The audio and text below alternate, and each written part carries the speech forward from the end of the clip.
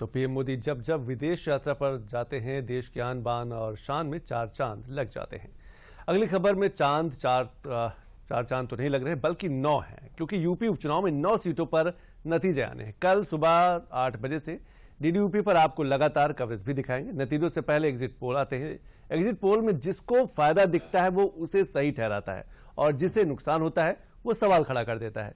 इन्हीं सवालों और संशयों को लेकर ये जो अगली रिपोर्ट है उसी पर पेश आधारित है। अगर पुलिस वोट डालेगी और अधिकारियों के माध्यम से दबाव बना जाएगा, फिर जनता का क्या? ये सीधे सीधे बाबा साहब भीमराव अम्बेडकर जी का जो अधिकार मिला एक वोट डालने का, उसको ही छीनना चाहते हैं। और इसलिए छीनना चाहते हैं कि सरकार में रह करके बाकी सब अधिकार भी छीन लें। ये चुनाव हारने के बाद यानी कल रिजल्ट आने के बाद की स्क्रिप्ट आज तैयार कर रहे हैं और श्री अखिलेश यादव जी मुद्दा विहीन है। पहले वही इस बात का जवाब दे कि उनके फर्जी पीडीए की आड़ में उनके साथ बैठ करके फोटो खिंचाने वाले समाजवादी पार्टी के गुंडे ने एक दलित की बेटी की हत्या की, उस पर उनका क्या जवाब है?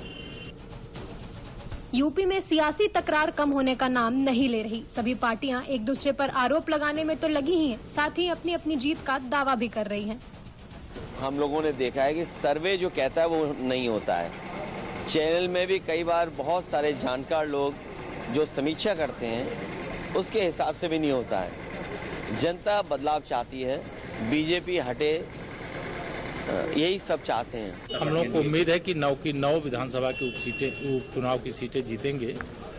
झारखंड और महाराष्ट्र दोनों राज्यों में भाजपा गठबंधन की प्रचंड बहुमत से सरकार बनेगी और कांग्रेस के अगुवाई वाले गठबंधन चारों खाने चित होंगे और समाजवादी पार्टी का सुपड़ा उत्तर प्रदेश से साबित होगा। एक तरफ जहां सभी पार्टियां अपनी अपनी जीत का दावा कर रही हैं, तो वहीं यूपी उपचुनावों की 9 सीटों को लेकर तमाम एग्जिट पोल का क्या अनुमान है, ये देखना भी दिलचस्प है। सर्वे एजेंसी मैट्रिक्स के मुताबिक उपचुनावों में बीजेपी प्लस को 7 सीट और सपा को 2 सीट मिलने का अनुमान है। वहीं टाइम्स नाउ जेवीसी के मुताबिक बीजेपी प्लस को 6 और सपा गठबंधन को 3 सीट मिलने का अनुमान जताया गया है। जी न्यूज के सर्वे में बीजेपी प्लस को 5 और सपा गठबंधन को 4 सीट मिलने का अनुमान है, जबकि दैनिक भास्कर के सर्वे में बीजेपी प्लस को 7 और सपा गठबंधन को 2 सीट मिलने का अनुमान जताया गया है। एग्जिट पोल की रिपोर्ट पर गौर करें तो यूपी उपचुनाव के नतीजे बीजेपी के पक्ष में है, जिसे लेकर विपक्ष बौखला गया है और तरह तरह के आरोप भी लगाने लगा है, जिसका बीजेपी भी जमकर विरोध कर रही है। पुनः भारतीय जनता पार्टी के साथ जनता चली है।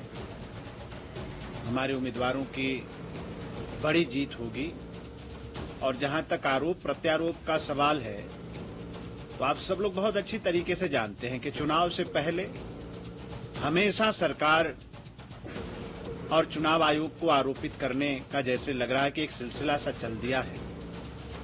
वो हार की भूमिका पहले से बनाने लगते हैं कि हम हारेंगे तो हमें कहना क्या है।